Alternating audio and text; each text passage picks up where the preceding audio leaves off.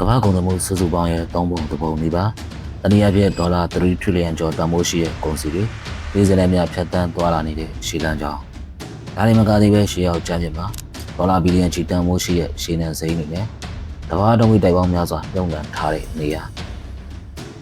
ဒါပေမဲ့ဒီလိုဖိုးတန်လာတဲ့ရှီပြင်ကြီးဟာယနေ့ကမ္ဘာပေါ်မှာအင်အားအကြီးဆုံးစူပါပါဝါနှစ်နိုင်ငံဖြစ်တဲ့အမေရိကန်နဲ့တရုတ်တို့ရဲ့စစ်သမော်တွေ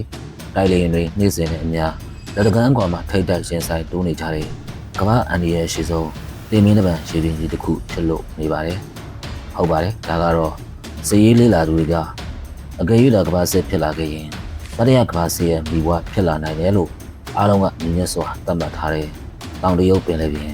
South China Sea ပဲဖြစ်ပါတယ်။ဘာကြောင့်တရုတ်နိုင်ငံကဒီရေမှရှီပြင်ကြီးတစ်ခုလုံးကိုသူတို့ရဲ့တမိုင်းဝင်ပိုင်နယ်ပါလို့စော်အတင်းကြေညာနေရတာလေ။ပထဝီအနေထားအရမိုင်ပေါင်းထောင်ချီဝေးကွာလာတဲ့နေရာမှာရှိနေတဲ့အမေရိကန်စစ်တပ်ကတော့ဘာကြောင့်ဒီရေပြင်ကိုလက်မလွတ်နိုင်ပဲသူတို့ရဲ့စစ်အင်အားတွေကိုအလုံးချင်းနဲ့ဆေလို့ပြီးနေ့စဉ်စောင့်ကြည့်နေရတာလေ။ဒီနေ့ဗီဒီယိုမှာတော့ကမ္ဘာပထဝီနိုင်ငံရေးနဲ့စစ်ရေးချိန်ခွင်ရှာကိုပြောင်းလဲဖြစ်နိုင်တဲ့တောင်တရုတ်ပင်လယ်ပြင်ရဲ့နောက်ွယ်ကစမ်းကြဲတဲ့တမိုင်းကြောင်းတွေလက်ပတ်စစ်တပ်ကလိုဝက်အတုံးချနေတဲ့နောက်ဆုံးပေါ်ဆက်လက်တဲ့စာတွေကိုတင်ဆက်ပေးသွားမှာပဲဖြစ်ပါတယ်။ပထမဦးစွာကျွန်တော်တို့တောင်တရုတ်ပင်လယ်ပြင်ရဲ့တမိုင်းကြောင်းအောက်ခံကိုပြန်ကြည့်ဖို့လိုပါတယ်။တရုတ်နိုင်ငံဟာသူတို့ရဲ့ရပိုင်ခွင့်ကိုတောင်းဆိုတဲ့အခါလွန်ခဲ့တဲ့နှစ်ပေါင်း2000ကျော်ဟန်မင်းဆက်နဲ့မင်းမဆက်ခေတ်တွေအထိနောက်ကျောင်းပြန်လိုက်လို့ရှိပါတယ်။အဲဒီခေတ်တုန်းကတရုတ်ရဲ့ကြော်ကြားတဲ့ရှေ့ချက်ပိုချုပ်ကြီးဂျာဟီဟာအေယာမရေဒနာလိုက်တမောကြီးတွေနဲ့ဒီရေပြင်ကိုဖျက်တမ်းပြီးအာဖရိကတိုက်အထိခရီးနှင်ခဲ့တာမို့တမိုင်းကြောင်းရဒီရေပြင်ဟာသူတို့နဲ့ပဲဆိုင်တယ်လို့တရုတ်ကရှုဆထားပါတယ်။ဒါပေမဲ့တကယ်ပြဿနာကဒုတိယကမ္ဘာစစ်အပြီး1948ခုနှစ်မှာစတင်ခဲ့တာပါ။အဲဒီအချိန်တုန်းကတရုတ်အစိုးရဟာတောင်တရုတ်ပင်လယ်ပြင်တွေကကျွန်းစုတွေအားလုံးကိုသူတို့ပိုင်ဆိုင်ကြောင်းပြသဖို့ဒီပုံတစ်ခုထုတ်ပြန်ခဲ့ပါတယ်။အဲဒီမြေပုံပေါ်မှာပင်လယ်ပြင်ကြီးတစ်ခုလုံးကိုမပြောဘက်ပုံစံဝိုင်းပတ်ထားတဲ့မြင်းချောင်းကြီးတစ်ခုဆွဲခဲ့ပြီးအဲဒီမြင်းကို9 Tesla တို့မဟုတ်အစကြမြင်းကိုကြောင်လို့ခေါ်ပါတယ်။ဒီမြင်းချောင်းကြီးဟာတရုတ်နိုင်ငံရဲ့ကမ်းခြေကနေတိုင်ပေါင်းများစွာဝေးကွာတဲ့နေရာအထိရောက်ရှိနေပြီးအခြားသောပတ်ဝန်းကျင်အိန္ဒိယနိုင်ငံတွေဖြစ်တဲ့ဗီယက်နမ်၊ဖိလစ်ပိုင်၊မလေးရှား၊ဘရူနိုင်းတို့ရဲ့ရှေ့ပိုင်းနယ်တွေနဲ့တိုက်ရိုက်တွားရောက်နေဆုံးနေပါတယ်။ကုလသမဂ္ဂရဲ့ပင်လယ်ပြင်ဆိုင်ရာဥပဒေသတ်မှတ်ချက်အရနိုင်ငံတစ်နိုင်ငံဟာသူတို့ရဲ့ကမ်းရိုးတန်းကနေရေမိုင်200အကွာဝေးထိပဲတည်တံ့စီးပွားရေးဆောင်အဖြစ်သတ်မှတ်ပိုင်ခွင့်ရှိပါတယ်။ဒါပေမဲ့တရုတ်နိုင်ငံရဲ့ကိုကြောင်ဆွဲပြင်းကတော့ဖိလစ်ပိုင်နဲ့ဗီယက်နမ်နိုင်ငံတွေရဲ့ကမ်းခြေအနားအထိကပ်ပြီးဝိုင်းထားတာကြောင့်ဒီအိန္ဒိယနိုင်ငံတွေအတွက်လုံးဝလက်ခံနိုင်စရာမရှိတဲ့ကိစ္စဖြစ်လာခဲ့ပါတယ်။2016ခုနှစ်မှာနယ်သာလန်နိုင်ငံဒီဟိတ်မြို့မှာရှိတဲ့အပြည်ဆိုင်ရာခုံသမားရုံးကတရုတ်ရဲ့ဒီတောင်းဆိုချက်ဟာနိုင်ငံတကာဥပဒေတွေအရလုံးဝတရားမဝင်ဘူးလို့ဆုံးဖြတ်ချက်ချခဲ့ပါတယ်။ဒါပေမဲ့တရုတ်အစိုးရကတော့ဒီဆုံးဖြတ်ချက်ဟာစက္ကူစုပ်တစ်ခုပဲလို့ပြောဆိုပြီးလုံးဝပယ်ချခဲ့ပါတယ်။တရုတ်နိုင်ငံဟာနိုင်ငံတကာဥပဒေတွေကိုပယ်ချရုံနဲ့မကပါဘူး။သူတို့ရဲ့ပိုင်တဲ့ဖြစ်ကြောင်းမြေပြင်မှာလက်တွေ့သက်သေပြဖို့အတွက်မယုံနိုင်စရာကောင်းတဲ့အင်ဂျင်နီယာနည်းပညာရပ်တွေကိုစတင်အသုံးချခဲ့ပါတယ်။အဲဒါကတော့တောင်တရုတ်ပင်လယ်ပြင်ထဲမှာရှိတဲ့သဘာဝတန်တာကြောက်တန်းလေးတွေနဲ့ဂျင်းနှမြုပ်နေတဲ့တဲတောင်ပြင်လေးတွေကိုအေယာမတဲဆုပ်တင်မောကြီးတွေတုံးပြီးပင်လယ်အောက်ခြေကတဲတွေကိုစုပ်တင်ကကျွန်းတူတွေဖြစ်ပြောင်းလဲပစ်ခဲ့တာပဲဖြစ်ပါတယ်။ဒီကျွန်းတူတွေဟာတာမန်ခီးသားကျွန်းတွေမဟုတ်ပါဘူး။တရုတ်စစ်တပ်ဟာဒီကျွန်းတွေပေါ်မှာအလျားပေပေါင်းတောင်းချီရှိတဲ့လေရင်ပြေးလမ်းကြီးတွေစစ်တပ်သုံးရေဒါစကန်ကြီးတွေစစ်သားတွေနေထိုင်မှုတန်လျာတွေနဲ့ကောက်ကွဲမှုဌာနချုပ်တွေကိုတည်ဆောက်ခဲ့ပါတယ်။ဒါနဲ့မကသေးပဲအဲ့ဒီကျွန်းတူတွေပေါ်မှာအဝေးပြစ်လေကြောင်းရန်ကာဝေးရေးတုံးကြီးစနစ်တွေနဲ့တမောဖြတ်တုံးကြီး Anti-ship missile စနစ်တွေကိုတပ်ဆင်ထားပါတယ်။ဒါကြောင့်စစ်ရေးကြမ်းကြုတ်သူတွေကဒီကျွန်းတူတွေကိုမနှိမ့်ညွန့်နိုင်တဲ့လေရင်တင်တမောကြီးတွေလို့တင်စားခေါ်သတ်မှတ်ကြပါတယ်။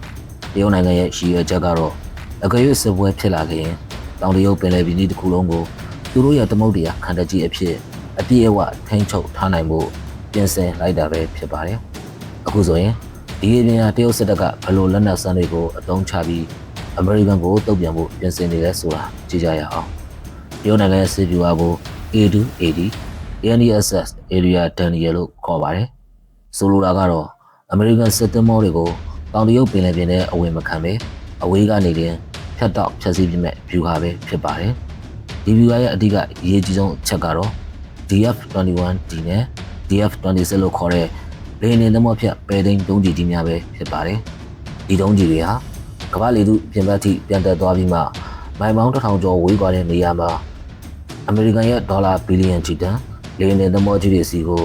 အတန်တက်9ဆကနေ10ဆအထိမြန်တဲ့ hypersonic အရှိန်နဲ့မိုးကြိုးပစ်ချသလိုစင်ကြဖျက်ဆီးနိုင်စွမ်းရှိပါတယ်။ဒါတွေမကသေးပါဘူး။တရုတ်ဟာသူတို့ရဲ့နောက်ဆုံးပေါ် J-20 Stealth တိုက်လေယာဉ်တွေကိုဖြန့်ကျက်ထားသလို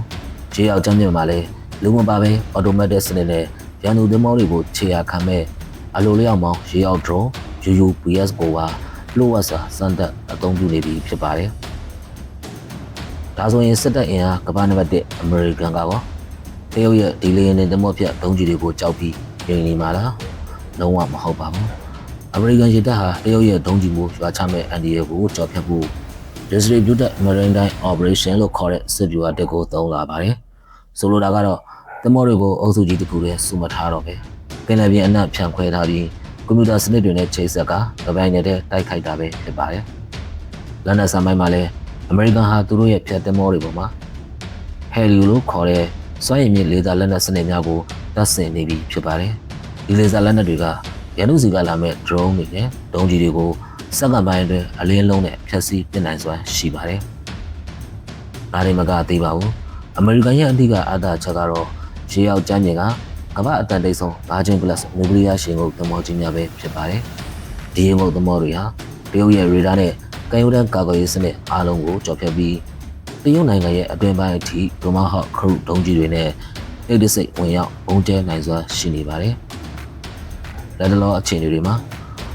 တောင်တရုတ်ပင်လယ်ပြင်ရဲ့တင်မာမှုကတာမန်ထက်ပုံမှုစိုးဝါးလာနေပါတယ်။အထူးသဖြင့်တရုတ်နဲ့ဖိလစ်ပိုင်နိုင်ငံတို့ဟာတရုတ်ပင်လယ်ပြင်ကစကန်တော့မတ်ရှိုးနဲ့ဆာဗီနာရှိုးလိုအငင်းပွားကြောက်တန်းတွေမှာသမောချင်းတမင်ပွတ်တိုက်တာတရုတ်ဘက်ကရှေမြောက်တွေနဲ့ပြစ်ခတ်ခဲ့တဲ့အထိ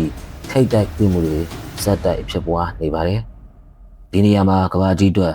အန်ဒီအရှိဆုံးချက်ကပါလဲဆိုရင်အမေရိကန်နဲ့ဖိလစ်ပိုင်နိုင်ငံကြားမှာ1950ခုနှစ်ကလေးကချုပ်ဆိုထားခဲ့တဲ့အပြန်အလှန်ကာကွယ်ရေးစာချုပ် Neutral Defense Treaty ရှိနေတာပဲဖြစ်ပါတယ်။ဒီစာချုပ်အရတောင်တရုတ်ပင်လယ်ပြင်ထဲမှာဖိလစ်ပိုင်ရဲ့စစ်သမောတွေသို့မဟုတ်စစ်သားတွေကအခြားပြည်ပနိုင်ငံတစ်ခုခုရဲ့တိုက်ခိုက်မှုကိုခံရရင်အမေရိကန်စစ်တပ်အနေနဲ့ဖိလစ်ပိုင်ဘက်ကနေစစ်ပွဲတွေဝင်ရောက်တိုက်ခိုက်ပေးရမှာဖြစ်ပါတယ်။ဒါကြောင့်တာမန်ပင်လယ်ပြင်သမောချင်းအငင်းပွားမှုလေးတစ်ခုကနေစက္ကန့်ပိုင်းတွင်အမေရိကန်နဲ့တရုတ်ရဲ့နျူကလ িয়ার စစ်ပွဲကြီးအထိပူးဆက်သွားနိုင်တဲ့အန်ဒီရဲကနေ့စဉ်ရှိနေတာပဲဖြစ်ပါတယ်။တောင်တရုတ်ပင်လယ်ပြင်ဟာကြီးလိုက်ရင်တော့ရေပြင်ကျဉ်းကျဉ်းလေးဖြစ်နေပေမဲ့အနာဂတ်ကမ္ဘာကြီးရဲ့စစ်ရေးစီးပွားရေးနဲ့ကမ္ဘာဟောစာအာဏာအလှည့်ပြောင်းတွေကိုဘယ်သူကသတ်မှတ်မလဲဆိုတာဆုံးဖြတ်မဲ့ဗဟိုချက်နေရာတစ်ခုဖြစ်လို့နေပါတယ်။မိတ်ဆွေတို့ကအမေရိကန်နဲ့တရုတ်နိုင်ငံတို့ဟာဒီတောင်တရုတ်ပင်လယ်ပြင်မှာတကယ်ပဲထိမ့်မနိုင်သိမ့်မရပဲစစ်ပွဲတစ်ခုအထိထိတ်တိုက်တွေ့သွားနိုင်မလား။ဒါမှမဟုတ်အပြန်အလှန်အစီအရထိမ့်ညိရင်းနေပဲရေရှည်မှာငြိမ်းချမ်းသွားမလားဆိုတာသင်ရဲ့စိတ်ဝင်စားစရာအတွေးမြင်တွေကိုအောက်ကကွန်မန့်မှာလွတ်လပ်စွာရှင်းတာဆွေးနွေးခဲ့ကြပါအောင်အခုလိုကမ္ဘာကြီးကစိတ်လှုပ်ရှားစရာဇလန်းတွေနဲ့နောက်ဆုံးပေါ်စပတ်ဆိုင်ရာသုံးသပ်ချက်တွေကိုအမြဲမျက်ခြေမပြတ်ချင်ဘူးဆိုရင်ကျွန်တော်ရဲ့ channel ကို subscribe နှိပ်ထားပြီးတောင်းဆိုချင်ပါတယ်နောက်ထပ်ဗီဒီယိုတွေမှာပြန်တွေ့ကြပါမယ်